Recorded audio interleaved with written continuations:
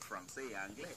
Et on doit respecter les langues d'égale valeur. Oui, oui, mais en fait, ce n'est pas cela. Et c'est un peu prémonitoire. Vous savez, il y avait un livre, vous pouvez le lire, écrit par le dernier gouverneur du Cameroun, de la République du Cameroun. Il s'appelle Pierre Mesmer. Pierre Mesmer, oui. Pierre Mesmer, il a aussi été le dernier gouverneur de l'Algérie. Il a écrit un livre intitulé Les Blancs s'en vont. Il a écrit quelque part que le Cameroun en 61 est devenu un pays bilingue, parlant anglais et français, mais avec pour langue officielle le français. Ça en dit tout. Et vous regardez même la Constitution fédérale. Il y a, j'oublie l'article, et qu'on dit cet article, cette Constitution est traduite en français et en anglais. Mais la version française est authentique. Voyez-vous pas qu'il y a des problèmes qui avaient commencé depuis, mais les anglophones n'ont pas dit, ok, vous voyez, ils ont dit c'est nos frères. Mais les gens qui ont toujours, ils vous ont aimé, c'est un peu comme un monsieur qui aime une fille qui ne l'aime pas. Il dit aujourd'hui qu'il veut un téléphone, un smartphone S8, tu apportes, demain il veut une voiture. Toujours, c'est ce qui se passe ici. Et ça peine les gens comme le cardinal Toumi qui ne veut pas qu'il y ait séparation du Cameroun. D'accord. Bon, bien, vous rebondissez sur les propos de Eli Smith avec nous ce matin sur Radio Equinox. Absolument, parce que ceux qui regardent l'évolution du Cameroun aujourd'hui vont dire, Tandem on a trahi. John Boufonti a trahi, c'est eux les leaders anglophones, mais c'est faux. Quand vous les regardez avec les yeux de 2018, vous pouvez avoir cette impression. Mais si vous vous replacez dans cette période-là, des années 50 jusqu'en 61, je vous dis que les Tandem Mouna ont pris un engagement contre la vie de la couronne britannique. C'est ça, les gens ne le savent pas. C'est-à-dire que les Tandem Mouna et John Boufonti et les autres, Ngomzoua et tous les autres, j'allais dire, il y en a même qui ont échappé à des assassinats. Précisément parce que la couronne britannique avait décidé que les deux Cameroun n'allaient plus se réunir. Ça, il faudrait que les gens le sachent ici. Donc, le courage, je viens même dire la témérité avec laquelle nos frères du Cameroun occidental se sont battus pour obtenir cette petite portion du terrain. Parce que le banditisme de la Société des Nations et de l'Organisation des Nations Unies nous a enlevé une partie importante de notre Northern Cameroun, voilà. Southern Cameroun, mais également quelques grappillements au Gabon, en Centrafrique, au Tchad, mais également, voilà, tout à fait. Donc, qui pouvait oser? Est-ce que dans notre Cameroun, Moumnier, ils s'étaient levés contre la vie de la France qui avait dit elle administrera comme partie intégrante du territoire français? On a dit, et les francophones ont combattu où? Ils les ont combattus farouchement. De l'autre côté également, les gens disent à la couronne britannique, mais madame la reine, non, c'est vous qui avez divisé notre pays. Nous sommes Camerounais. Voilà, voilà. Donc ils ne perçoivent pas le combat qui s'est passé de l'autre côté. Maintenant, en venant donc, parce qu'ils disent, nous ne serons pas Nigérians. Nous allons revenir, nous sommes Camerounais. Bon, ils disent, nos frères, acceptez-nous, on tend la main, mais c'est pour les phagocyter, c'est pour presser comme de l'orange et on jette le reste. Non, ce n'est pas possible. Ce n'est pas possible. Donc c'est pour ça que c'est dangereux et c'est mauvais que ceux qui ont combattu pour l'indépendance du Cameroun n'aient pas eu la possibilité de gérer même en 5 ans. C'est-à-dire que si après même l'assassinat de Moumni, ceux qui continuaient le combat avaient eu le temps de gérer même en 2 ans, je pense que l'esprit aurait changé. Donc, c'est ce que je voudrais dire. Donc, aujourd'hui où la République du Cameroun, sur la base de ce qui s'est passé en décembre 1956, que vous appelez la loi cadre, a accouché un décret en avril 1957 qui fait l'état du Cameroun. Et l'article 2 de ce décret dit que le jour où les Camerounais vont se réunir, ils pourront décider ensemble de ce qui sera leur pays.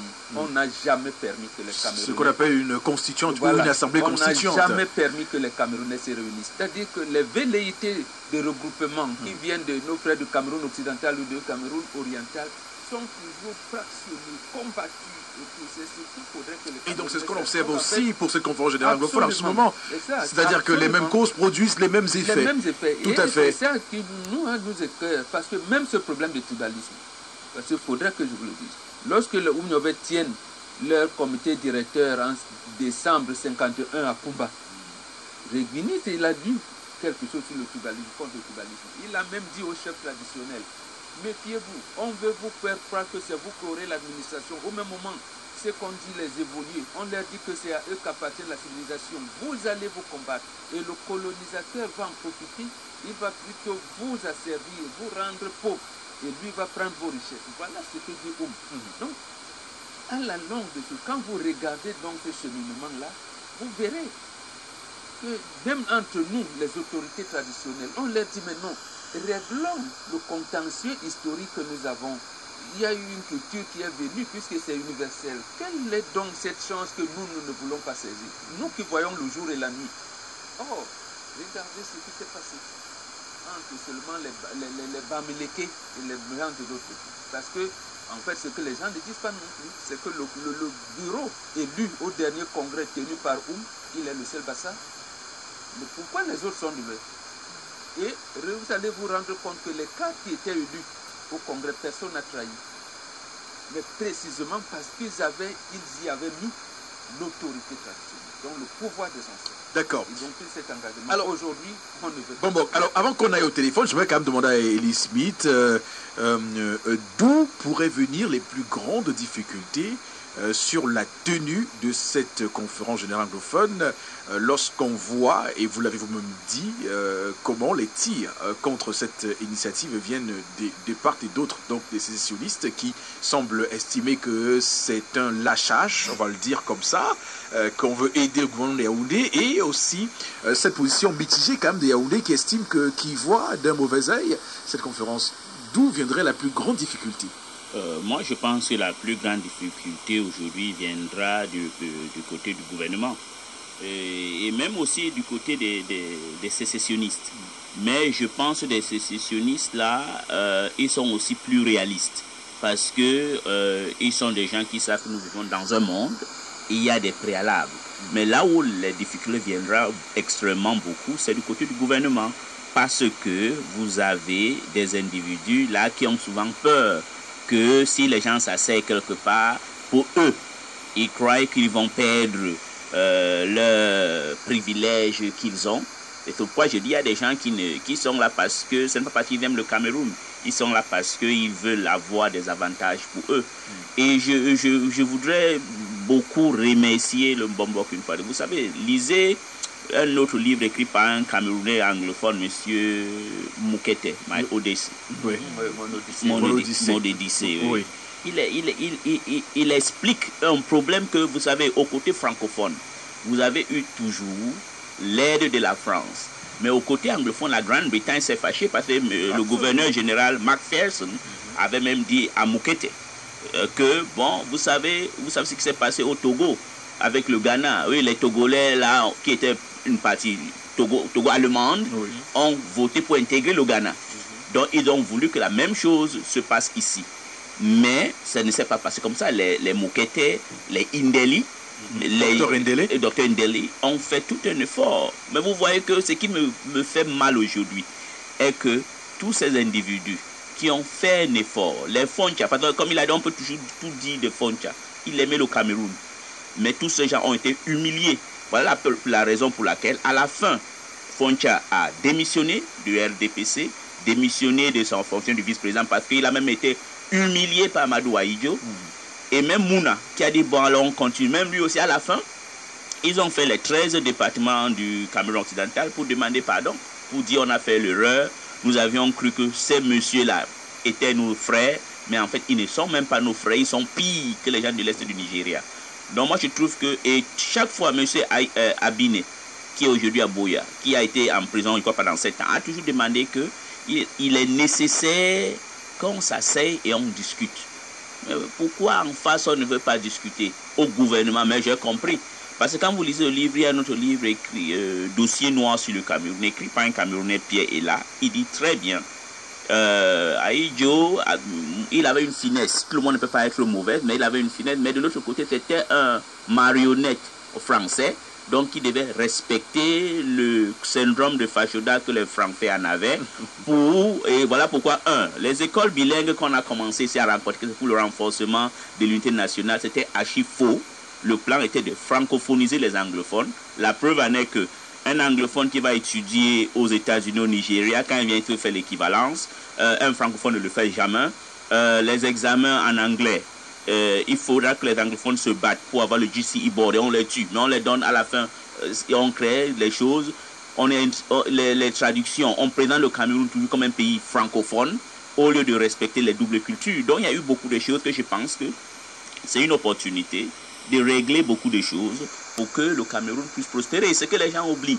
Les gens du Northern British Cameroons, beaucoup ont opté pour intégrer au Nigeria. Oui. Tout cela parce que ce n'est pas les manigances du gouverneur Macpherson avec Sir Amadou Bello, qui était le premier ministre du nord du Nigeria, ou gouverneur du nord du Nigeria, parce que c'était divisé en 3 entités. Donc je pense que, en tant que journaliste, on doit faire un effort. Vous deviez faire un effort d'être professionnel. Professionnel, ça veut dire de donner les faits. Pas parce que vous voulez qu'on vous donne 1000 francs ou 10 000 quelque part. Et c'est ça qui fait que les journalistes francophones, d'autres, il y a des vaillants et bons journalistes francophones, mais d'autres, dans beaucoup de maisons de médias, ont fait une mauvaise presse, ne informent pas la population comme il se doit. Les anglophones ne sont pas contre... C'est la raison pour laquelle vous êtes là depuis le début de la crise anglophone dans ce studio, chaque fois qu'on vous sollicite, Ellie Smith. Mais vous savez que ça, je m'en fous réellement. Il y a beaucoup de votre collègues, vous avez un site là qu'on appelle... Cameroun sur le Cameroun. Non, nous ne ferons pas, voilà. nous ferons pas le procès de nos confrères. Exactement. Non, je ne veux pas du procès, mais je voudrais dire que, sachant que si vous aimez votre pays, faites votre travail honnêtement pour que le pays puisse avancer. En tout cas, le journalisme a ses règles, a ses canons, et la déontologie nous commande de faire ce métier comme on le fait au quotidien. Florazie, on vous laisse tenir nos auditeurs pour quelques instants seulement. Oui, il y a un auditeur en ligne. Allô, bonjour. Au 694 55 25 50, nous prenons quelques auditeurs ce matin au téléphone. Allô? Déjà, je rappelle qu'on a quelques réactions également sur notre page Facebook. Henri Bertrand Goa. Au téléphone en ligne. Allô, bonjour. À vous, en studio. Votre nom, s'il vous plaît? Monsieur Zachary. Nous vous écoutons. Oui, la première chose, c'est que il faut être sage pour prendre une telle réaction. C'est par rapport à ce rendez-vous qui a été envoyé. Et que je vous assure que ces hommes religieux aiment ce pays. Il faut le comprendre. La deuxième chose, c'est que nous, les francophones, nous avons un problème parce que nous ignorons l'histoire du Cameroun. Si on avait appris l'histoire du Cameroun, on aurait compris nos frères anglophones. Ça, c'est les choses qu'il faut introduire, réintroduire ou alors introduire dans notre programme. Et la troisième chose, c'est que par rapport à ce rendez-vous qui a été renvoyé, je vous assure que moi, je suis à Kumba, je vis à Kumba depuis. Les milices avaient commencé déjà à être préparés pour gâter tout ce qui se préparait. Donc, je pense que la réaction est bonne. Merci pour votre participation ce matin. Peut-être un dernier auditeur en ligne. Allô, bonjour. Bonjour. Oui, bienvenue. Votre nom et votre participation ce matin. Bertrand Roger. Nous vous écoutons. Oui, bonjour au bonbon et à Yannick Smith. Oui, félicitations vraiment bonbon. Et comme l'a dit le précédent auditeur, vraiment si nous les Camerounais avions eu une franche nous avons connu notre histoire, je ne crois pas qu'on serait là où nous sommes aujourd'hui. Le véritable problème que nous ne connaissons pas notre histoire. Le francophone voit l'anglophone comme son ennemi, vice-versa. Mais il y a une chose quand même que je retiens, c'est que beaucoup de francophones ont copié le bon système anglophone. Et c'est au moins ça qu'on peut retenir de cette histoire. Et je crois qu'il faut davantage cultiver ça, que nos enfants aillent là-bas, que les enfants viennent ici. Merci Bertrand. Nous sommes un. Voilà. Merci Bertrand. Et puis Henri Goa qui dit c'est normal sur notre page Facebook. Cette conférence sera une grande étape de la vie nationale qui peut soulever des passions. Bonjour chez vous, les titres. Bonjour chez vous, les titres. Les titres de l'actualité de ce lundi 13 août 2018. 7 militaires ont été arrêtés. Ils font l'objet d'une enquête instruite par le président de la République après